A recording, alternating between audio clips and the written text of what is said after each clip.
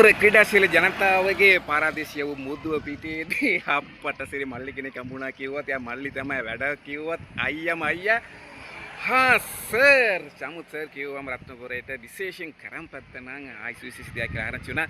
Sir අපිට කියන්නකෝ කරම් ක්‍රීඩාව sir Ratnapura කියලා තේමාවේ විනාඩියකින් කියන්න කිව්වොත් මොකද්ද තියෙන පොත මට?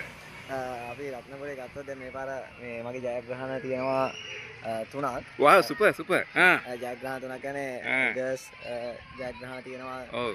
තුනම ගර්ල්ස් ජයග්‍රහණ. ඔව්. ඒක සුමන බාලිකා විද්‍යාලයේ චැම්පියන්ෂිප් එකක් තියෙනවා under 17. ඔව්. ඒ වගේම ඊට පස්සේ under 20 ගර්ල්ස් චැම්පියන්ෂිප් එකක් තියෙනවා. සමස්ත ගර්ල්ස් චැම්පියන්ෂිප් එකක් ගොඩක් චැම්පියන්ෂිප් කරන් තියෙනවා නේද? දන්නේ නැහැ අපි නේද?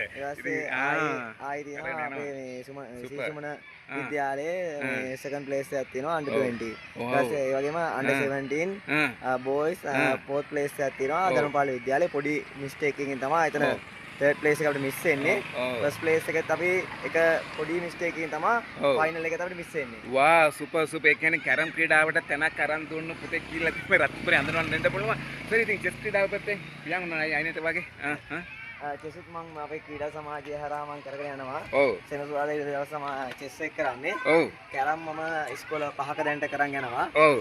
සඳ දවසේ මිහිඳු විද්‍යාලය කරනවා. අඟහරුවා දවසේ බාලිකා විද්‍යාලය කරනවා.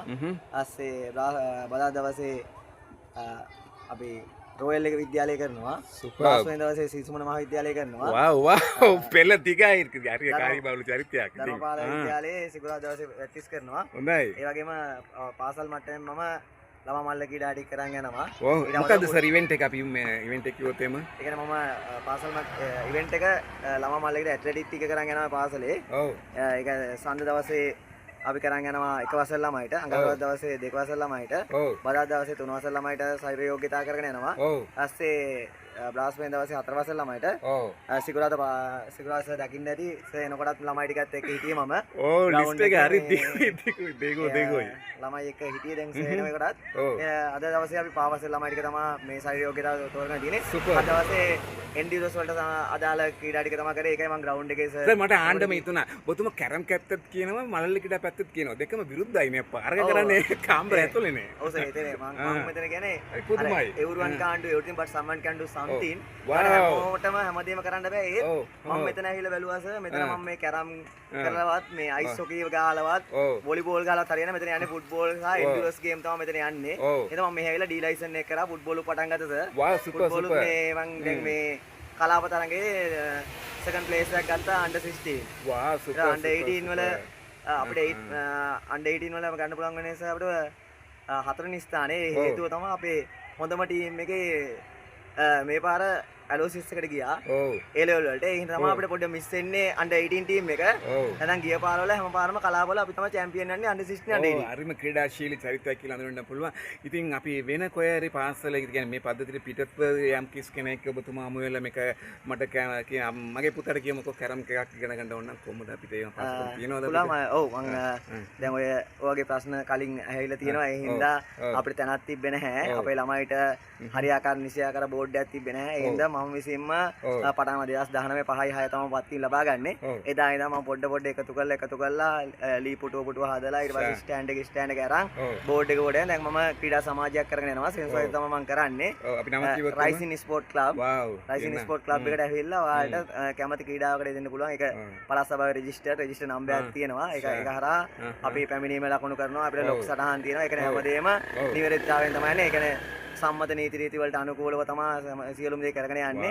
ළමයිට ඒ කියන්නේ පළාත් තරඟයක කොහොමද තියෙන ෆීලින් එක පවා අපි එතනින් දීලා තියෙනවා. ඒ පළාත් කොමන්ට් ටූර්නමන්ට් එක කියන්නේ නම්බර්ස් කරලා බෝඩ් නම්බර්ස් කරලා සම්මත උස මට්ටමකින් අපේ තියෙන ස්ටෑන්ඩ් එක සම්මත පුටුවක උස මට්ටම තියෙන ඒවා සහ අපි බෝඩ් එකෙත් මේ සම්මතම අපි ඒ කියන්නේ ෆෙඩරේෂන් එකටම අදාළම සහ කරම් නීති රීති වලට අදාළම ඒ රූල්ස් වලට තමයි අපි යන්නේ.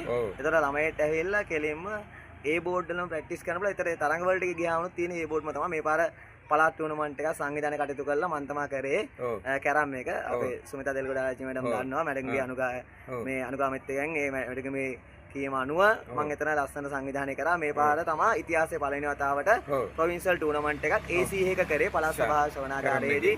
අපිට එතන ඒ අවස්ථාවල් ලබා දුන්නා. ඉතින් එකම ජාතියේ බෝඩ් ටිකක් දාලා එකම විදියට මේවා කළා. එතන ලස්සන සංවිධානය කිසිම අඩුපාඩුවක් වුන්නේ නැහැ. ඒ වගේ තව ඉදිරියට වැඩ කරන්න පුළුවන්. ඉතින් අපිට අතහිත දෙන්න පුළුවන් අය ඉන්නවා නම් අපේ මගේ බලාපොරොත්තුව රත්නපුර කියන නගරය රත්නපුර කියන දිස්ත්‍රික්කය ඉහළ තැනකට අරන් යන්න සමස්ත ලංකාව දක්වා සහ ඊට එහාටත් ළමයි අරගෙන තමයි බලපොරොත්තු. අනිවාර්යෙන් සර් දැන් අපි දන්නවා ළමයි එක දේවල් යොමු වෙලා සෑහෙන ප්‍රශ්නකාරී ඉතින් මේ වගේ ඉතින් මම අපයන් හිතුණා ඉතින් මෙච්චර දැන් මං ආණ්ඩ එක ප්‍රශ්නයක් ඇහුවනේ උත්තරයක් එන්නේ. ඉතින් මේව දැනුවත් කරන්න ඕනේ අපේ අම්මලා තාත්තලාට ඉතින් දෙන්නේ හොඳ දේවල් අපි සමාජගත කරන්න මේ වෑයම කරන්නේ.